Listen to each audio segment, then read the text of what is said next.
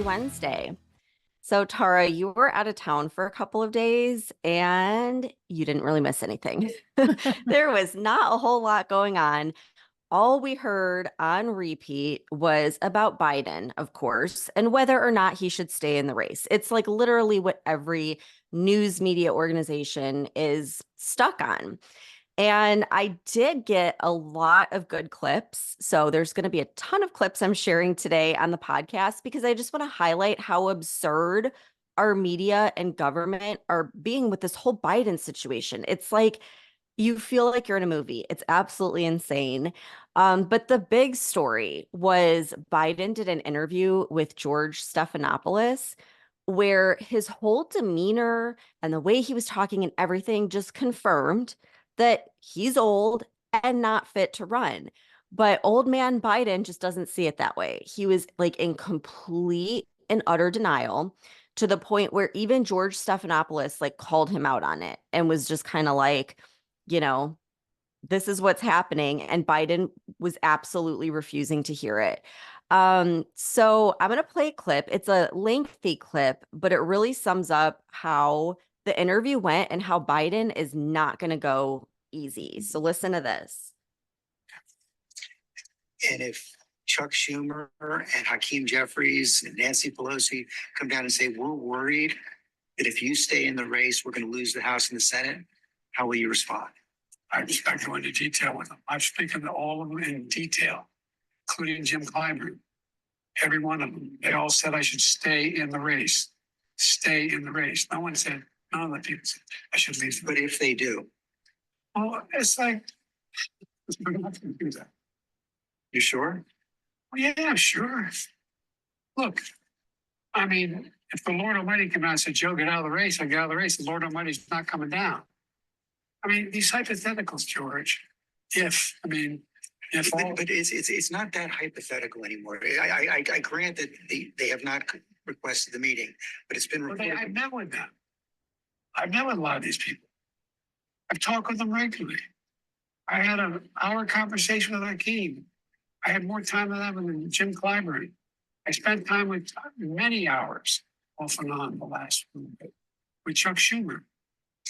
It's not like I had all the governors. I agree that the Lord Almighty is not going to come down, but if you are told reliably from your allies, from your friends and supporters in the Democratic Party, in the House and the Senate, that they're concerned you're going to lose the House and the Senate if you stay in, what will you do? I'm not going to answer that question. It's not going to happen. What's your plan to turn the campaign around? Saw it today. How many people do you draw crowds like I drew today? You find me more enthusiastic than today? Huh? I mean, I don't think you want to play the crowd game. Donald Trump can draw big crowds. There's no question about that. How you can draw a big crowd, but what does he say? Who's he have? I'm the guy supposedly in trouble. We raised $38 million within 4 days after this. We have over 1 million individual contributors. That's less than $200. And I mean, I've not seen what you're proposing. You haven't seen the fall off in the polls. You haven't seen the reports of discontent in the Democratic Party, House Democrats, Senate Democrats. I've seen it from the press. You know, I've heard from dozens of your supporters over the last few days and a variety of views. I grant you that. But the prevailing sentiment is this. They love you. And they will be forever grateful to you for defeating Donald Trump in 2020. They think you've done a great job as president, a lot of the successes you outlined. But they are worried about you and the country, and they don't think you can win.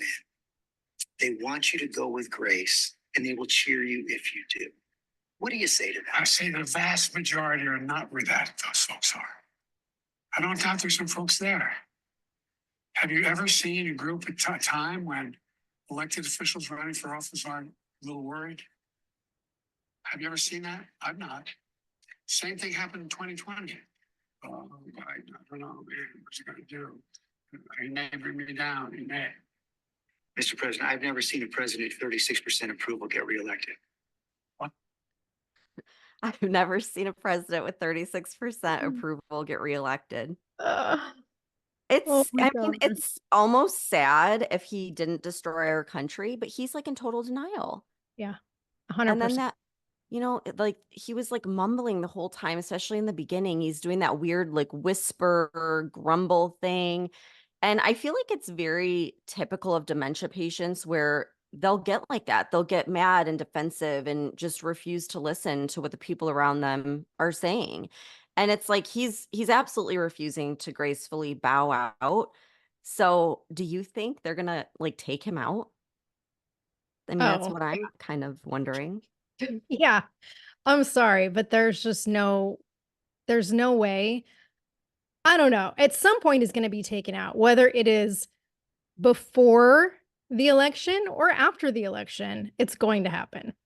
Yeah, it's like if all these people, if the elites of the party want him gone and he's refusing, they'll figure out a way for him to be gone. Like that's just the way I'm looking at it because it's the freaking deep state.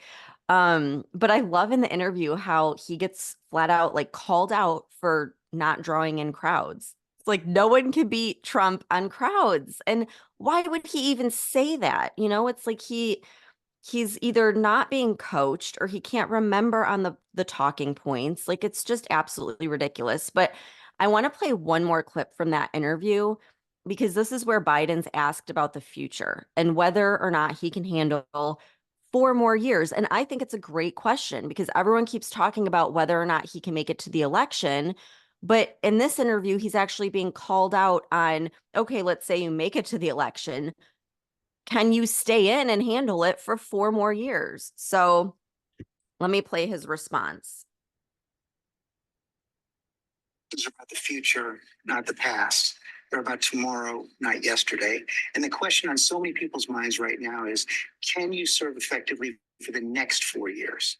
George, I'm the guy that put NATO together, the future. No one thought I could expand it. I'm the guy that shut Putin down. No one thought it could happen.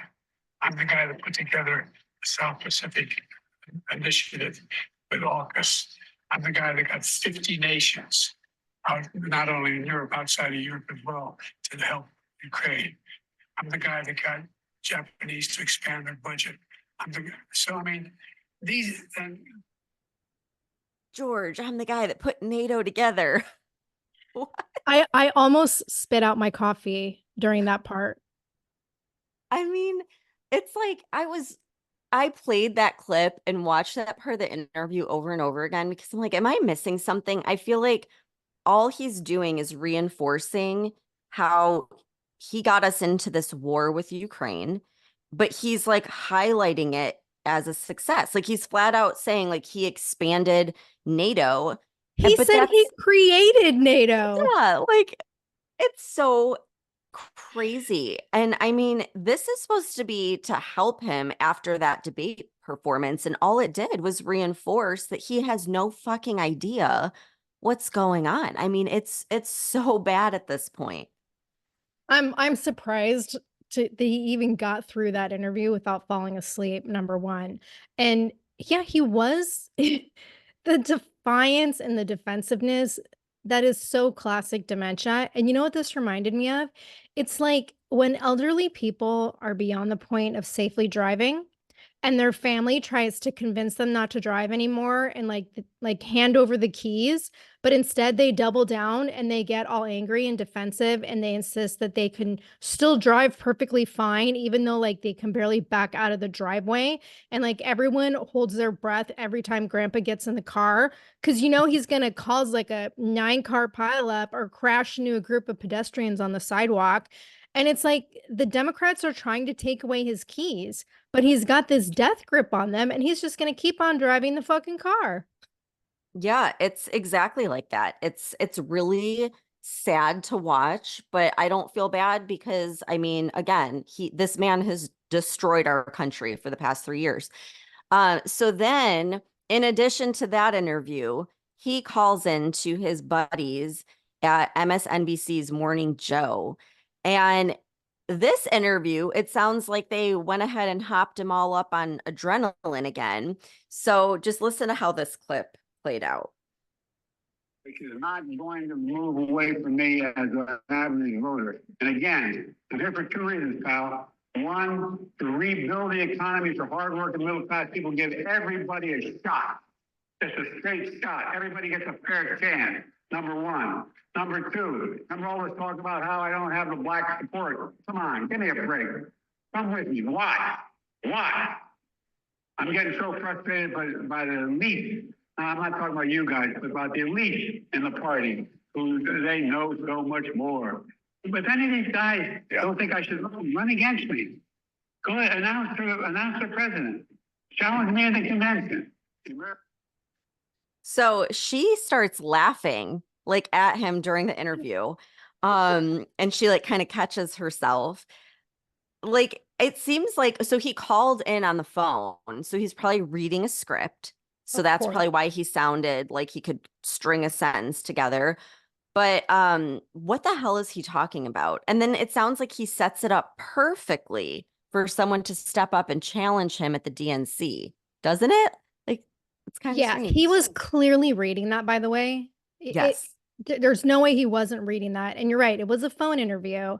And like every time he says pal, it just makes my stomach turn. And like you're sitting there talking about the middle class. You're the guy who's destroying the fucking middle class. Like he is a political liability for the left. They need to get rid of him no matter how much he insists he's not dropping out of the race.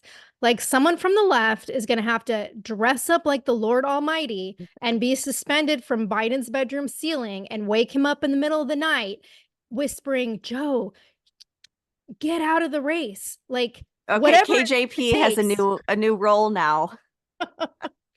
Yeah, and it's like I don't know if you saw Fox News, their broadcast from Sunday. One of the anchors, Shannon Bream, she was talking about how Fox reached out to like dozens of Biden's people to try and get someone to come on for an interview. And like nobody wanted to come on the record and defend him. And she started out the broadcast by saying, quote, "Before we get to our guests, I want you, the viewers at home, to know something. Our team has spent days reaching out to dozens of lawmakers and Biden advocates and allies. We've had numerous interactions with the Biden Harris campaign, but not a single potential guest was either able or willing to join us on today's show to defend the president and his decision to stay on the ticket. So we will be having a conversation without that voice, which we have been working around the clock to avoid," end quote. So basically, nobody wants to come out and publicly support him except for, the KJP, Kamala, and fucking Pelosi, right? And then I was reading in The Blaze, one of Biden's top defenders, Representative James Clyburn from South Carolina, he was supposed to do an interview on ABC's Face the Nation on Sunday, and he canceled that interview. Yeah, and he's the one that Biden kept, name dropping on the George Stephanopoulos interview. Like just it's so embarrassing. And it's like he knows. He knows that they want to take him out. And he actually sent Democrats a letter, like a formal letter stating that he's staying in the race and pretty much they need to cut it out and like unify as a party because it's helping Trump. And I agree, like it's absolutely helping Trump. The Democrats are falling apart right now. So I want to read a portion from the letter. It says, quote, "We had a democratic nomination process and the voters have spoken clearly and decisively.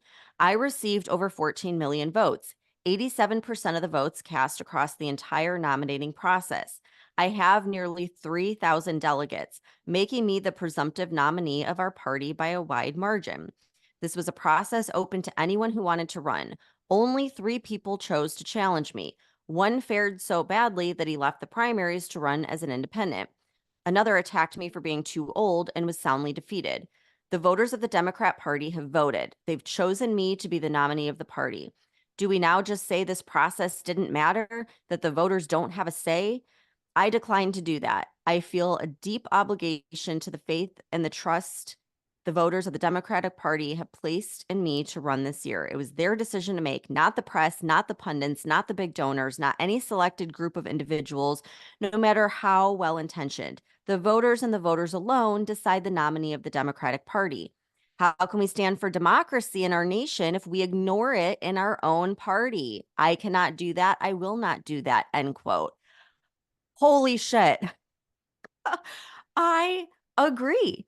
I agree. They had their chance to pick their candidate, and I think they should be stuck with him. Otherwise, isn't that a threat to democracy? Yeah, exactly. Except, he didn't write that. Oh, absolutely not. There's no way. And like, speaking of like writing, reading, speaking, I don't know if you saw the latest claim. It's that so apparently he now has to be provided with large print instructions and photos that show him the exact path, like to walk to and from the podium wherever his events are. And I guess this was in a report published by Axios on Sunday. And it shows these large visual aids, the White House logos at the top, and then there's like a photo of the path to the podium from the backstage. And then in large print under the photo, it says, quote, walk to podium. And then the next giant cue card is a photo with large text under it again, and it says, quote, view from podium. And then one that says, quote, view from audience. And so, like, there were a ton of publications talking about this, and one of them was in the Blaze. They reported that an unnamed White House staffer who worked one of these recent events said, quote, I staffed a simple fundraiser at a private residence, but they treated it like it was a NATO summit with his movements. It surprised me that a seasoned political pro like the president would need detailed verbal and visual instructions on how to enter and exit a room, end quote. Not really surprising if you spend more than 5 minutes watching him try to figure out where he is 90% of the time.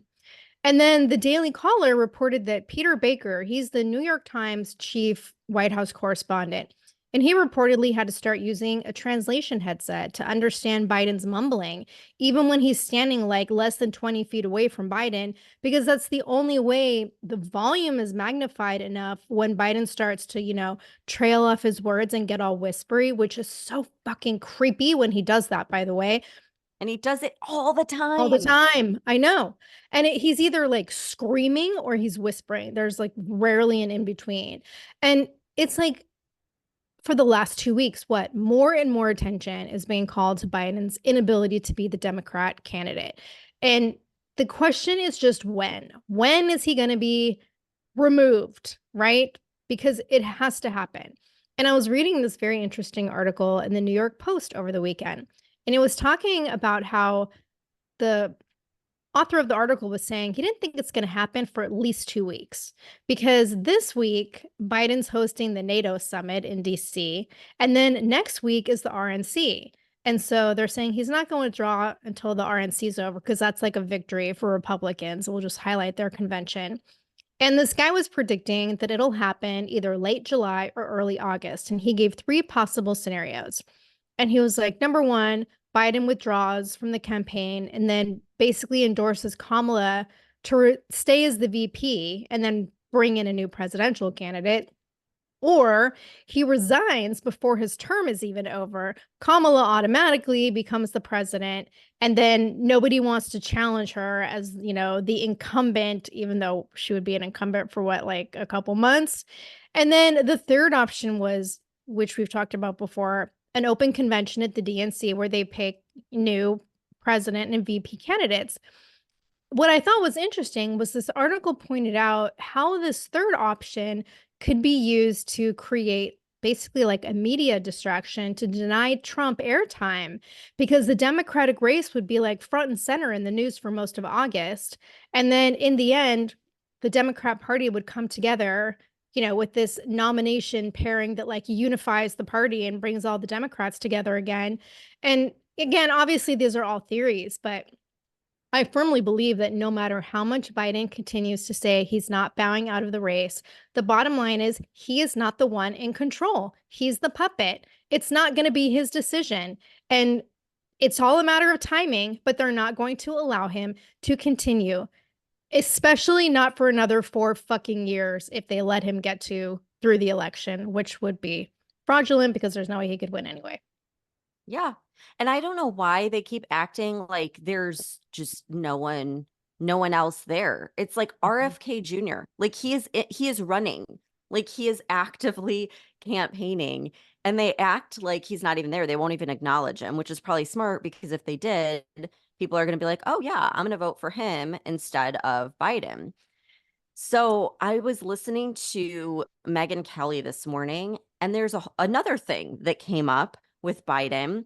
So, in addition to his apparent senility, it broke out over the weekend in the New York Post that a Parkinson's expert has visited the White House 9 times over the past year.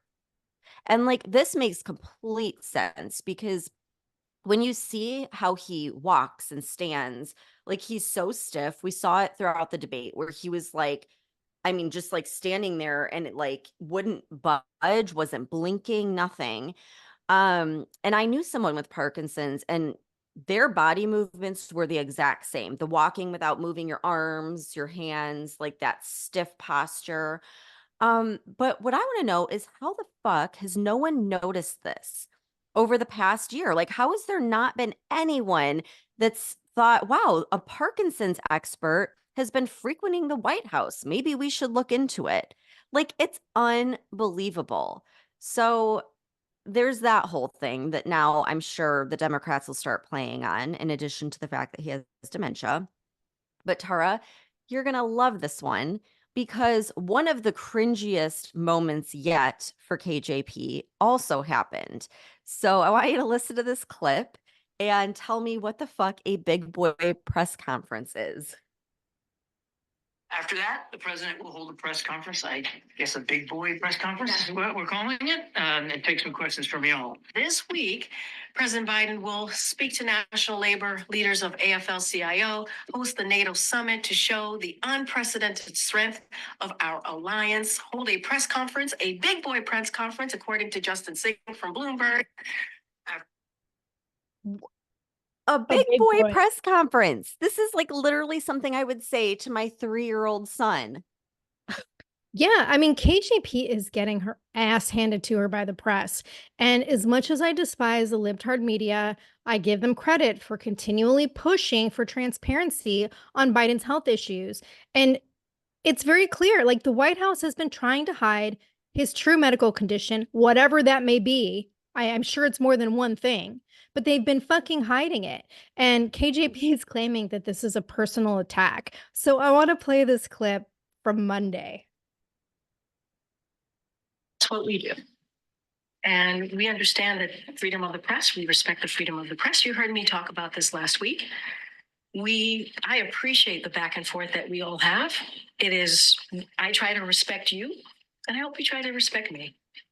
And we literally do everything that we can. My team does everything that we can to make sure we get the answers to you. That's what we do. And sometimes we disagree. Sometimes we are not in agreement. But you know what? That's democracy. That is what is important, to have that healthy back and forth. And so to say that I'm holding information or allude to anything else is not unfair. It's really, really unfair. I think people who are watching and have been watching this briefing for this past week could say that we are doing our best in this briefing to provide the information that we have. And I will admit, I will be the first one to admit, sometimes I get it wrong. At least I admit that. At least I admit that. And sometimes I don't have the information. And I will always, always admit that. But I do take offense to what was just happening at the beginning of this briefing. It's not okay. Go ahead. We are seeking clarity. I understand that. And I think what we're trying to say is when a name is in a public record on a waves form, that it is in the public domain. Yeah. The president could authorize that his medical records or additional medical information could be made public because he could waive HIPAA, he could do those things. Yep. And if he chooses to do that, we would like to know more. Part of the reason we are pressing here is that we are not clear on what has happened, and therefore the American people to whom we report don't have a sense of it. So that's what we're trying to do. Yeah. And so Personal attacks is not okay. and we want to have a positive. Very, very clear here. So the question is, one question is, after a debate that drew days and days and days of scrutiny, why hasn't the president had an in-person physical check-in, maybe blood work, maybe other things, because when he said he was seen, I certainly thought he had been physically seen, not a phone check. So and that's part of what we're saying about how information comes out in waves, and then we may have a different impression. So And I totally understand that. dominated his presidency for 10 days, and he could submit to another exam, a full exam, partial exam, whatever. He can waive his right to make things public. None of us are asking about the military members who might be seeing a physician here. None of us. We are only asking about the president's well-being. Understood. And so that's why we want to understand. When you see on the public records that a physician with his specialty has come to the White House, gone to the residence clinic, and met with the president's physician, we feel like there is more to be said there, and that's what we're asking. And I understand that, Kelly O, and I respect you wholeheartedly, and I've known you for some time. We want to be also, because we are talking about someone whose name who is out there, and I understand. I get it. It's in the law. I get that. It's in the law. What's the security concern? We want to respect that person and give them the measure of privacy that they deserve. The moment I say anything about any specialist, it becomes a thing from this podium. So what I can share, and this is what I can share, he has seen a neurologist 3 times. 3 times, not more than that. Not more than that. He's seen a neurologist 3 times. 3 times, Stephanie. It's not okay. Let me be clear. But then never be clear and transparent, never tell you anything. Yeah, good for them for, calling her out. It's about damn time they start doing that. But yeah, needless to say, the left is freaking out. And it's all anyone's talking about. So again, I just want to point out that they lied and gaslit the rest of us for the past 3 years about Biden being unfit. And now they're trying to act like it's a new thing. And it's so aggravating. So what are they doing now? Well, now they're going hard on social media, talking about Trump's Project 2025 and how it's going to be like the Handmaid's Tale. So finally, Trump and his team started debunking all of these things. So he debunked the federal ban on abortion during the debate. And then this past week, he made it crystal clear with his Truth Social post saying, quote, "I know nothing about Project 2025. I have no idea who is behind it. I disagree with some of the things they're saying, and some of the things they're saying are absolutely ridiculous and abysmal. Anything they do, I wish them luck, but I have nothing to do with them," end quote. So there goes that attack on him. So I don't know what they're going to do next, but I think he's been handling this really well. He's laying low. He's staying quiet when he could be going full force attacking Biden. He's being very, calm and debunking all of these things that they're saying about him. So I think he's doing well. I do, however, think that's not accurate.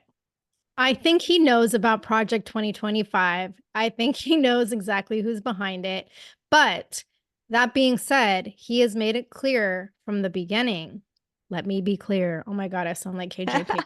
He has made it clear, though, that that's not his agenda. He has his own agenda. And while some components of it may be similar to Project 2025, it's nowhere near as conservatively extreme. So for him to distance himself from it, I think is entirely appropriate.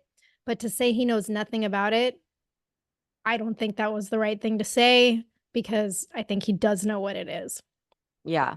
Well, and where are all the journalists? They keep talking about Project 2025. None of them have mentioned Project 47. Right. There's a reason, because it sounds good and reasonable. And it's like they're not doing their job. They're just going off of something that they know is false to try to spin it in their favor. But enough about our election. Let's talk about the elections in Europe. What's going on? Yeah. Okay. So France had their second round of snap elections this past Sunday, and we talked about this last Friday. The French President Macron, he made this last-ditch effort to bring the socialist and communist coalition of left-wing parties together with his centrist party in this very sneaky and calculated way last week, and basically was convincing both sides to work together. They withdrew over 200 candidates from both parties out of the race so that only their strongest candidates remained as the opposition for the conservative candidates so that they could pull voters away from the National Rally Party candidates and try to prevent the right from gaining votes because the right was gaining a lot of traction and they had gotten the most votes in the first round of the election process. And so the plan worked, and Macron managed to keep the right from gaining power this past Sunday. But France is now in total upheaval, and it's a political shit show because even though the left and the center work together to defeat the right, the bottom line is they're still opposing parties.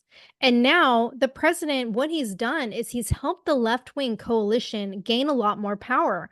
And that really doesn't serve him well either because the left-wing party is against him. And so initially he made this move to disband parliament and hold these snap elections to create a new cabinet under the guise of thinking it was going to help his party. But what it did instead was win the Socialist and Communist coalition more seats in parliament and less seats for his own party. So was this really a smart move? Because now he's aligned himself with a party that he has openly said is just as dangerous as the conservatives. And he's saying that he thinks he can control the left and bring them together with his party and come to a compromise. But that's exactly what President Hindenburg thought in the 1930s when Germany was in turmoil and the Nazi Party gained a bunch of seats in government.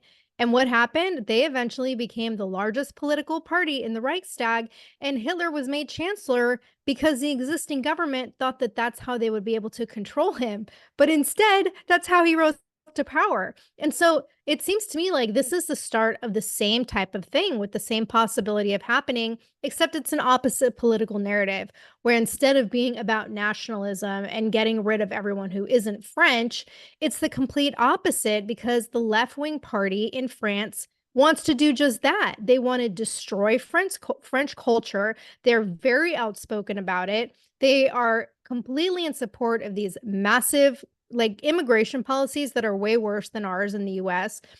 They want insane taxes. Like I've heard up to 90% of taxes, things that do nothing to benefit the people of France.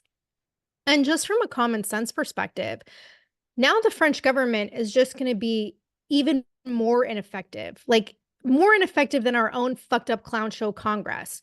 Because, you know, we have a right leaning House and a left leaning Senate. And half the time, nothing gets accomplished, right? Well, now France has three major parties in power, and none of them have a clear majority of seats, unless the center continues to cave to the left. Like, nothing is going to get accomplished.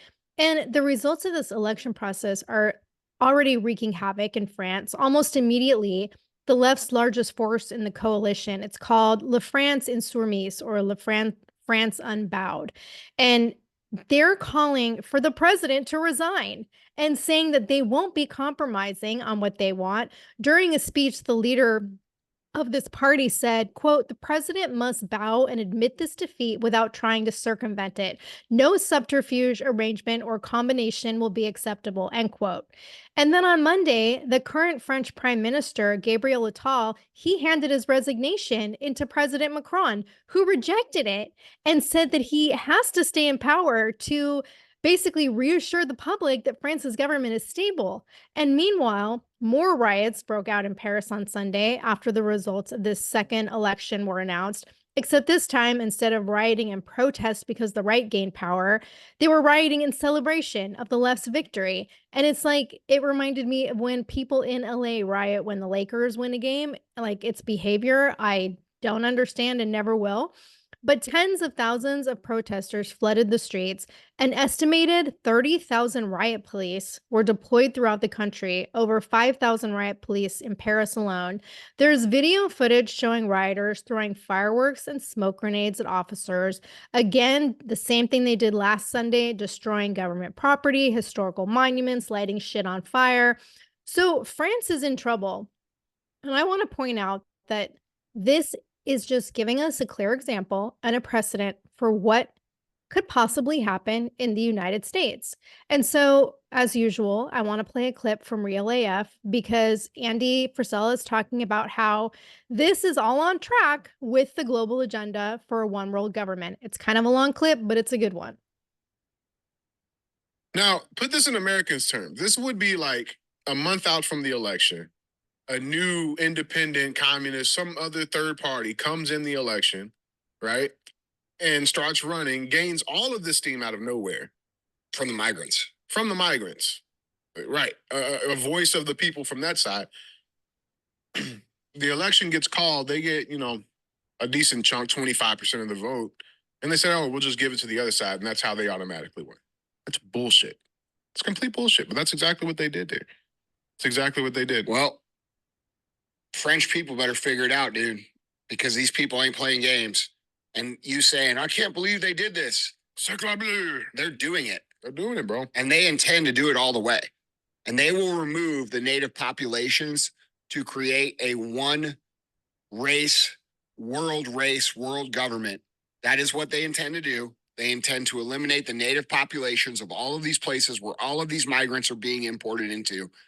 And they're wanting to do so to create a unified race that has no nationalist pride and that is okay with a one world government. That's the goal here. And it's happening. And, it's weird that people don't care or think that it's going to somehow stop. Nobody's coming to stop this. Nobody's coming to stop this from happening. It's your citizens that need to stop this from happening. French people need to wake the fuck up and realize that if they don't stand up now, they're going to be fucking gone forever. That's exactly what's going on here. Mm-hmm. So they're handing the country over to fucking third world migrants and saying French people don't have a right to exist in their own country. And they're going to do the same thing here in America. That's why they're pumping so many migrants into our system. They are just at the beginning of the migrant surge. Mm-hmm. If Biden stays in power, it's going to get 100 times worse. And in 4 years, we'll be there. Yeah.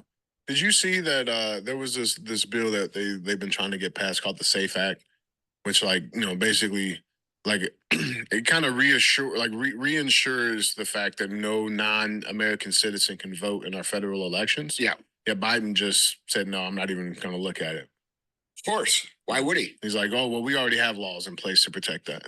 Okay, well, why would he? Why not just look, dude? Here's the problem. They're gonna cheat their asses off. No, listen, man. These people. The problem is us. The problem is the people.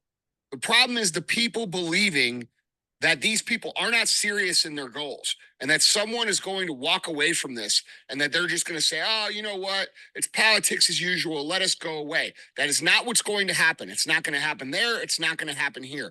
I'm actually glad this happened because if Americans are paying attention, they can get a really good understanding of what's going to happen here, which is anything required to stay in power. Okay. And they just blatantly acted contrary to the interests of the native population of that country and said, hey, French people, fuck you. We're taking this bitch. And you're not going to do anything about it. And that's what they're trying to do here. That's what they've already done in England. That's what they're doing everywhere. And everybody thinks that someone's coming along to stop it. These people need to rise the fuck up and stop this. Real talk. Because they're at a point now where if they don't, they will face severe violence, economic turmoil, and the ruining of lives, and probably eventually their own death based upon removing these people who are a serious problem, according to the fucking leader of France now. Mm-hmm. Imagine the leader of France saying native-born French people are a serious problem. That is the same thing they say here when they say patriotic Americans are a threat. When they did J6 and they tried to make everybody afraid of what, the patriotic American, for 230 years, they were praised as the lifeblood of America and brought up to be the lifeblood of America. Now, all of a sudden, we are on some sort of domestic terror list. This is the point. And it's going to get worse and worse and worse and worse until people wake the fuck up. And I highly anticipate the similar situation happening here. Agreed. Agreed. And he makes a great point. Like, this is foreshadowing what's going to happen here because France, really all of Europe, is a step ahead because they've had open borders a lot longer than we have.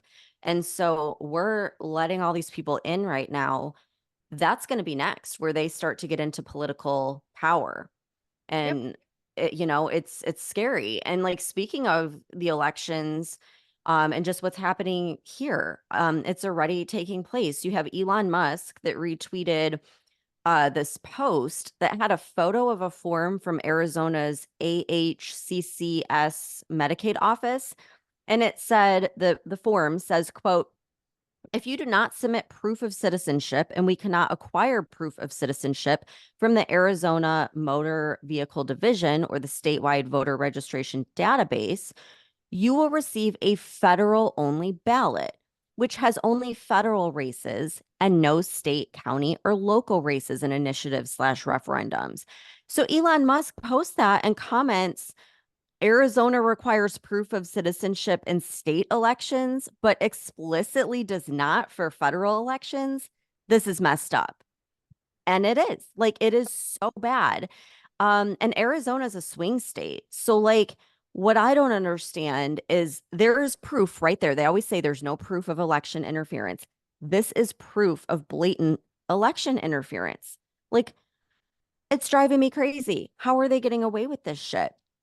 And then another thing that Elon Musk retweeted that Andy had mentioned in that clip is a post from Speaker Mike Johnson, which said, quote, it should alarm every American citizen that the sitting president of the United States, who has opened our borders to over 9 million illegals, just announced that he would veto our bill to prevent non-citizens from voting, end quote. Now, I always thought, Tara, that like, if a leader of a country willingly lets that country be invaded, that's the very definition of treason. And I looked up the actual dictionary definition of treason, and it reads, the crime of betraying one's country, especially by attempting to kill the sovereign or overthrow the government. How this is treason. Biden is treasonous. Like, maybe that's how they can get him out of the race, because clearly he's treasonous. But that's the trend that's going on all over the world. And that's the thing with this whole global push to create one identity. And so like, get rid of nationalism. And they've been trying to do that here for a long time. And speaking of the SAVE Act, like, I think this week is when Congress is voting on the SAVE Act. And so like, Mike Johnson and the Republicans have been pushing very hard for it. Like you said, DJ mentioned it in that clip I just played, but we talked about it in a previous episode a week or two ago. And it's a House-led bill. It's the Safeguard American Voter Eligibility Act. And if it gets passed, what it will do is amend the National Voter Registration Act of 1993 to require proof of citizenship before registering to vote. And so obviously the White House and the left are totally opposed to it because it defies the narrative. And I think the vote might actually be happening later today. It's either supposed to happen Tuesday or Wednesday. But even if it does pass in the House, the left controls the Senate. So the bill's not going to go anywhere. I mean, it's just dead in the water, right?